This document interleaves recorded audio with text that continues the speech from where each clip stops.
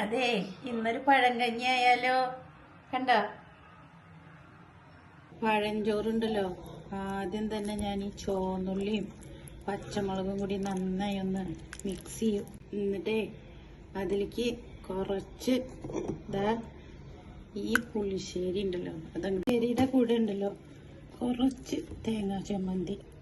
അതിലേക്ക് ഞാൻ കുറച്ച് തൈരിടും. പിന്നെ ഞാൻ അതിലേക്ക് കുറച്ച് അച്ചാറും ഇതൊക്കെ കൂടിയിട്ട് ഞാൻ നന്നായി അങ്ങോട്ട് മിക്സ് ചെയ്യും. ഇതേ നല്ല വലിയൊരു വായ കഴിക്കും. അതിൻ്റെ കൂടെ കടിച്ചു കൂട്ടാനുണ്ടല്ലോ, കാന്താരിയാണ് നല്ലത്. പക്ഷേ ഇവിടെ ഞാൻ നല്ല കൊണ്ടാട്ടമുളക് ഉപയോഗിക്കണേ, സൂപ്പറാ. പിന്നെ അടുത്ത ഉരുളിക്ക് ഞാനൊരു പപ്പടം അങ്ങോട്ട് പൊടിക്കും. കണ്ടോ, ആ പപ്പടം കൂടി മിക്സ് ചെയ്തിട്ട് കയ്യിലെടുത്തിട്ട് വലിയൊരു പിടി പിടിക്കും. ഇടയ്ക്കൊന്ന് ഈ കയ്പക്ക കൊണ്ടാട്ടം കൂടി ആവുമ്പോണ്ടല്ലോ സംഗതി സൂപ്പറാ.